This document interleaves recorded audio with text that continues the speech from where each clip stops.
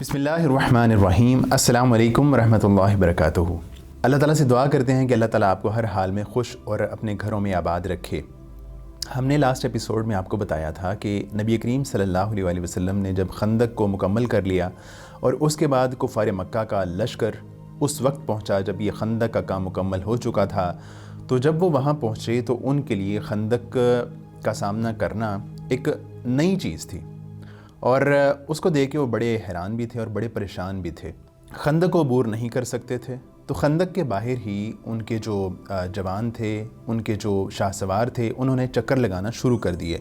تو یہ سلسلہ ایسے ہی کئی دنوں تک پھیلتا جا رہا تھا، اور کفار مکہ کا اور دیگر جو ان کے حلیف تھے، ان کا جو پیمانہ صبر تھا وہ لبریز ہوتا جا رہا تھا۔ اس طرح بیکار پڑے رہنا ان کے لیے جو ہے شایان شان نہیں تھا، اور مسلمان بھی کیا کرتے کہ اپنی طرف سے مختلف مواقع پر تیر پھینکتے رہتے، جس سے جو ہے وہ ان کو آگے بڑھنے کی جرت نہ ہوتی۔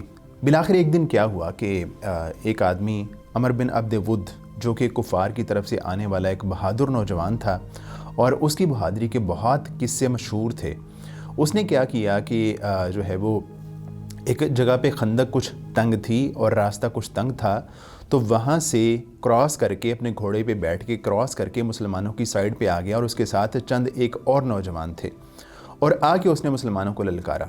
تو حضرت علی رضی اللہ عنہ آگے بڑھے اور انہوں نے عمر بن عبد ود پہ ایک جملہ کسا، تو وہ جو ہے وہ جوش انتقام سے اور غصے سے جو ہے وہ بلبلانے لگا، اور فوراً اپنے گھوڑے سے اترا۔ اس نے اپنے گھوڑے کی کونچیں کاٹیں اور حضرت علی رضی اللہ عنہ کے مقابلے میں آ گیا۔ حضرت علی رضی اللہ عنہ نے اس کا سامنا کیا اور بڑی ہی بہادری کے ساتھ چند ہی لمحات میں اس کا خاتمہ کر دیا۔ جب اس کا خاتمہ ہوا تو اس کے ساتھ آنے والے جو لوگ تھے وہ بھی فوراً بھاگ کے واپس چلے گئے۔ تو اس طرح یہ سلسلہ کافی دنوں تک جاری رہا۔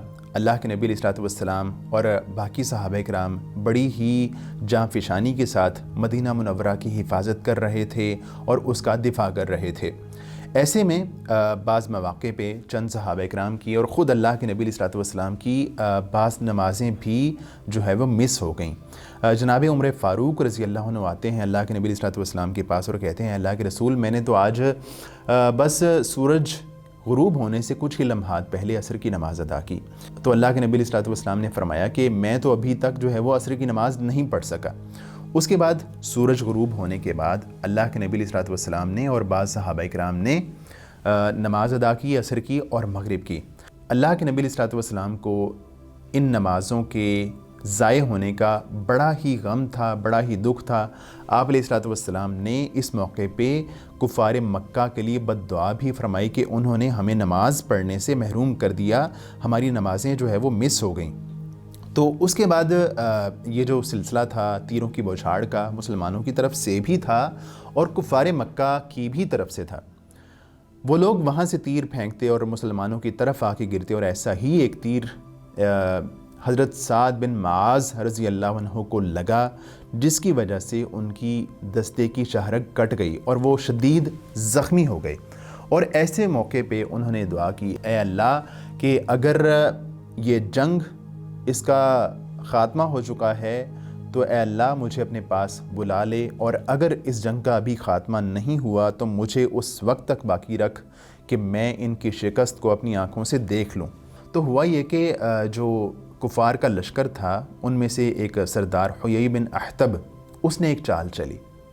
اس نے کیا کیا کہ خندق کے ایک سائیڈ سے اس کو اپنا گھوڑا گزارنے کا موقع مل گیا۔ تو اس نے کیا کیا کہ گھوڑا گزار کے وہ سیدھا بنو قریظہ کے پاس پہنچا۔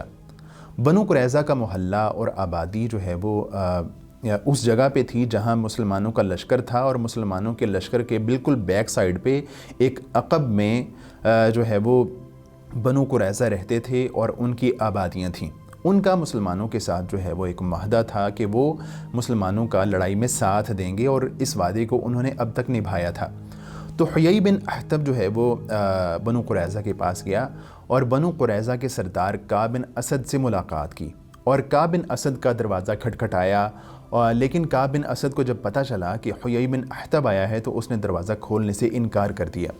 हुयई बिन अख्तब मुसलसल उसका दरवाज़ा खटखटाता रहा और उसको दावत देता रहा कि तुम एक दफ़ा दरवाज़ा तो खोलो, मेरी बात तो सुनो। बिलाखिर उसने दरवाज़ा खोल दिया और उसके बाद हुयई बिन अख्तब उससे कहने लगा कि तुम जो है इस लड़ाई में मुसलमानों के बजाय हमारा साथ दो, हम मिल के मुसलमानों का सफाया कर देते हैं।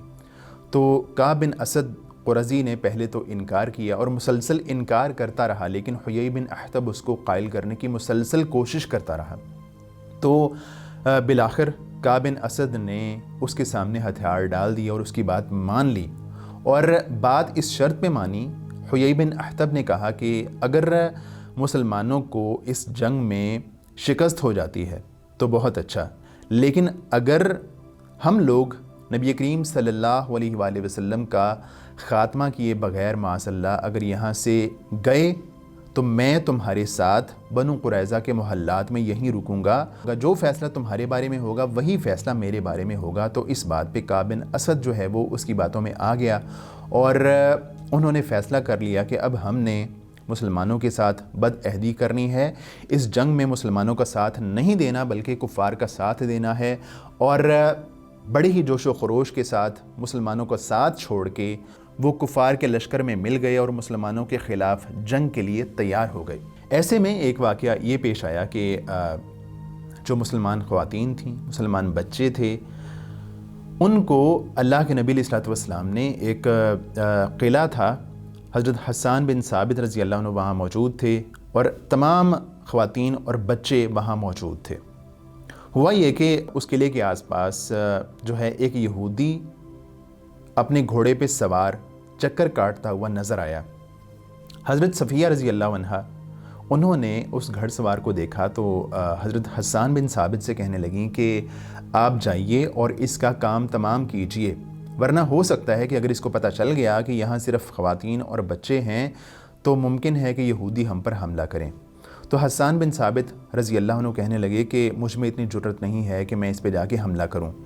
तो हज़रत सफ़िया रज़ी अल्लाह अन्हा ने ख़ुद एक लकड़ी पकड़ी और किले की दीवार से उतरी और उस लकड़ी से जाके उस यहूदी का काम तमाम कर दिया और वापस आईं।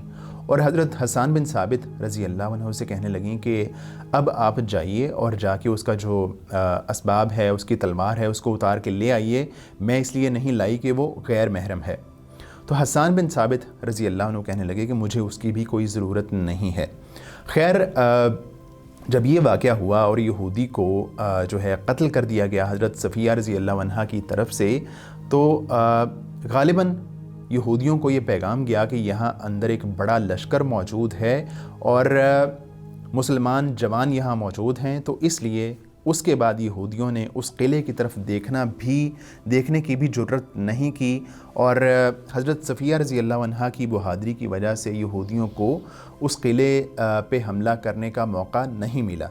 तो इस तरह बनु कुरैज़ा की बदअहदी के बावजूद किला बदस्तूर महफूज था और अल्लाह के नबी अलैहि वस्सलाम कुफ़ार के सामने सफ़ आरा थे।